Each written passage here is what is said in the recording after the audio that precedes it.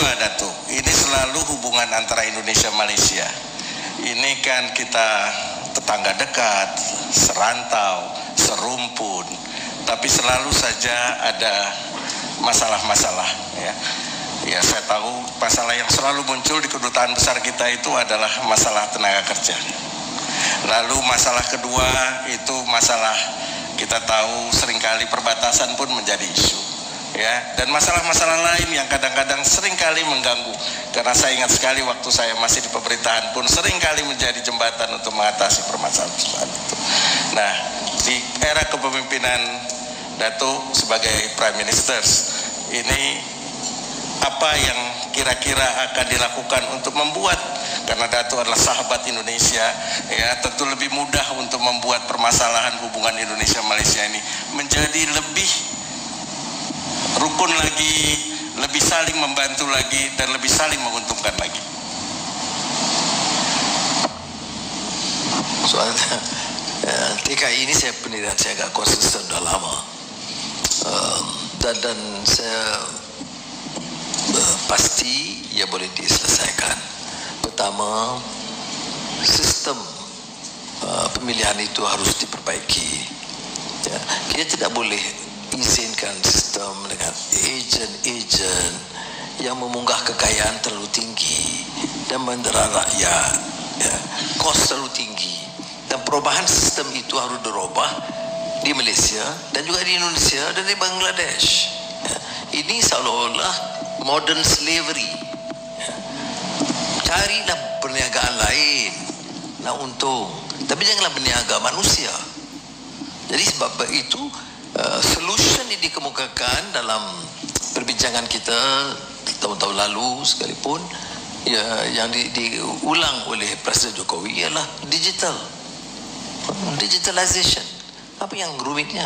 Apa yang perlu bayar kepada companies, agents terlalu tinggi, ya?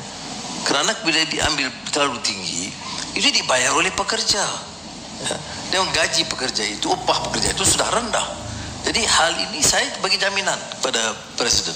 Saya bilang Presiden harus berkunjung ke Malaysia secepat mungkin, dan saya akan pastikan Presiden tetap saja tarikh bulan Jun atau Juni, maka saya akan pastikan ini dapat diselesaikan sebelum Presiden tiba di Kedah. Dan ada kasus-kasus penderaan pekerja, ya. Saya orang yang mengalami, ya, ada pengalaman didera dalam lokap penjara, itu tahu apa arti penderaan, ya. Bedanya Anwar didera itu jadi international news. Jadi orang biasa didera itu nggak jadi masuk berita. Melainkan di Indonesia adalah sedikit dihangatkan suhu, ya. Tetapi ini tidak boleh dimaafkan. Sama ada pekerja itu rakyat Malaysia atau rakyat Indonesia. Ini saya sudah sebenarnya Menteri Dalam Negeri sekarang saya boleh Nasution, ya. Nasution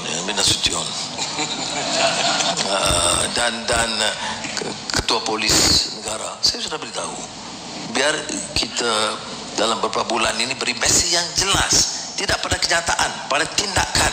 Kalau ada penderaan, jangan tolak ansur sama sekali. Tak peduli dia Datuk Seri ke Tan Sri ke Tun, enggak peduli, ya. Hukum itu, negara hukum itu tidak kenal jabatannya, ya. Itu yang penting, gitu, kan? Jadi itu untuk tapi yang penyelesaiannya ialah digital, ya. Kemasukan dan keluar pekerja itu melalui digital. Langkah pertama yang saya lakukan ialah mengarahkan supaya ada pemutihan. Sementara kita lakukan ini dalam bulan-bulan akan datang, kita putihkan. Jadi orang jangan rumitkanlah, ya. Saya tahu tidak popular kerana orang pengangguran, unemployment itu sudah meningkat sedikit di Malaysia. Jadi bila kita ambil pekerja asing dengan mudah, itu tidak popular dari segi politik. Tetapi mereka sudah bekerja. Tidak adil, tidak fair. Kalau saya panjangkan sedikit. Tak, masa kita 70-an, 80-an, dan saya jadi Menteri Pendidikan, saya masih ingat. Kita pada ketika itu kan anjak daripada aliran Inggris ke aliran bahasa kebangsaan, bahasa Melayu. Dan doktornya, pensyarahnya, dosennya, semua tidak cukup, ya, terutama di aliran sains. Jadi kita merayu. Dan saya ingat lagi beberapa kali ketemu Presiden Soeharto untuk memberi keizinan khas antar puluh ribu doktor, guru, sains, dosen ke Malaysia. Jadi ada periode dalam sejarah negara kita di mana kita mohon bantuan dan pertolongan dari Indonesia. Jadi sekarang ini tidak dosen tapi yang datang pekerja, mahir dan sebagainya. Janganlah layani mereka dengan cara begitu jelek sekali. Jadi kadang-kadang pengajaran ini perlu. Jadi rakyat Malaysia juga harus tahu ya.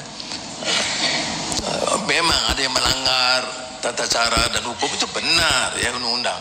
Dan kalau kasus jenayah jangan kita maafkan. Jadi saya nak terangkan juga, kalau kasus itu pekerja asing atau PTI tetapi kasusnya jenayah, pukul orang, rogol orang, mendera orang, itu jangan kita anggap dia itu TKI, kita anggap dia itu penjenayah. Jadi harus dibedakan kategorinya. Jadi insya-Allah kita akan betulkan hal ini. Yang tadi yang kedua perbatasan. Perbatasan.